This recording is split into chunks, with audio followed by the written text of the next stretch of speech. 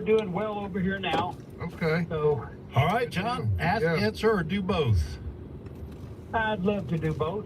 All right, which one do you want to try to answer? The one with the coin with an O. Oh, here we go. Where were U.S. coins with an O on them? Where were they minted? Okay, well, I got a comment after I make an answer, okay? I believe it was New Orleans. Yes, sir. That's Wow. Oh, that makes right. sense. New Orleans. That's right. Orleans. I wonder where I was at. But I know you guys in Mississippi were thinking it was Oxford, but it was New Orleans. That's funny. That's funny. Yeah, yep. I wondered about that. Oxford. Manning and Oxford. I was going to say like Oklahoma City or something. Right. I was thinking surprised Orlando. with starting with an N. Yeah, Orlando would be a good guess. Yeah. You see Philadelphia, then you see D on things, and you just, if you've looked at your coins closely a time or two when you were young, you're like, oh, okay, D, they were minted in Denver. And now I can't look at coins closely. No. My eyesight just... Wow. That's pointy. Yeah, You know, well, I'm glad we've got all the coins. It'd be terrible one day if they did away with the pennies or something like that. John, you got a question for us? Oh, you betcha. What's your question? Okay. Who was the assistant coach that recruited Terry Bradshaw to Louisiana Tech University? One thing, he was right there neck and neck with our old friend from Phil from the Duck Dynasty. That's a pretty interesting story. Is Terry that Bradshaw maybe the answer? No, Terry Bradshaw was the assistant under him. He was second string under Phil Robertson. Oh, you're talking about like in high school or something? Or college? College. Oh, There. all right. I didn't know that. I think he quit. Yeah, he Robertson quit and go Duck. to go hunting. He sure His did. history. Yeah. Hey, I don't know. What about you guys? You got I don't have a clue. You know who the assistant coach was? That I think we've had this before. I Is it don't a remember. famous person? I would. Oh yeah. Like, went on to be a... He was I don't, go ahead. a famous coach. Give us a little bit of a hint. Who did he coach for? But like he went to the pros to coach? I didn't realize all that, and then here he's being snubbed. You know, possibly as far as being a Hall of Fame. Yeah. All right, we'll be back in a minute. Stay with us. Thank you to John in Yep. Texas.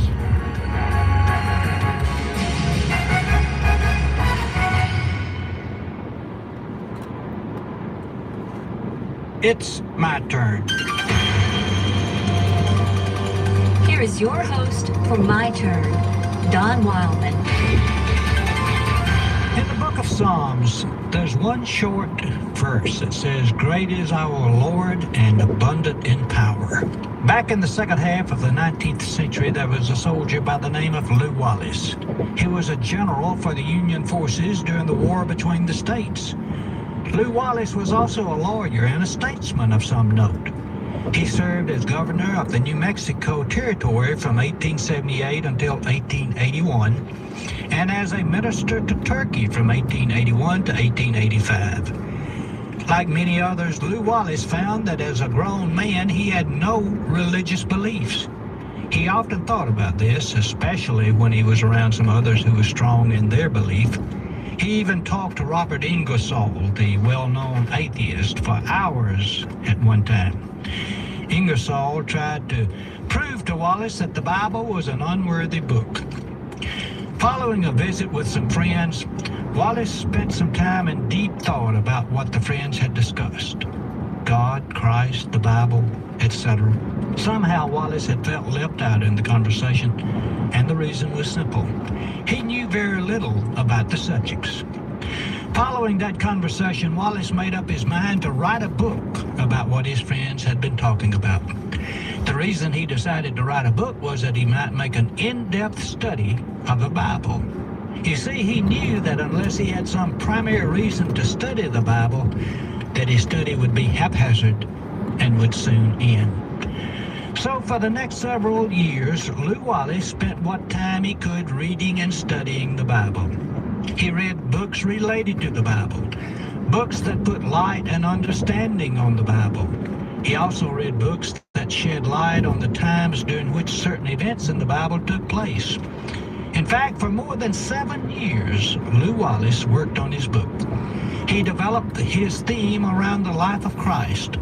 Since he knew hardly anything about the Nazarene, he made Christ the secondary figure in the story, kept him in the background. It was while he was serving as governor of the New Mexico Territory that Wallace put the finishing touches on the book.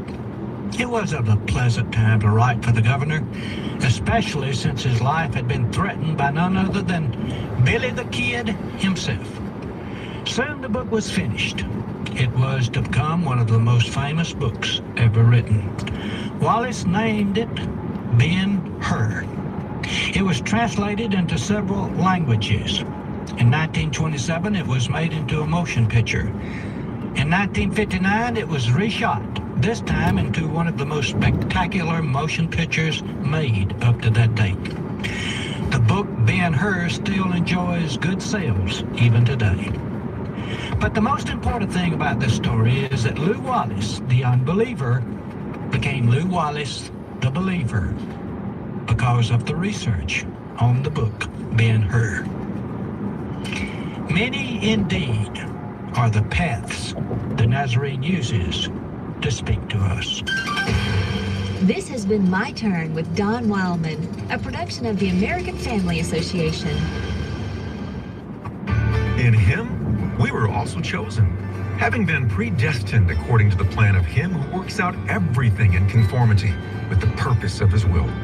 Ephesians 1:11. American Family Radio.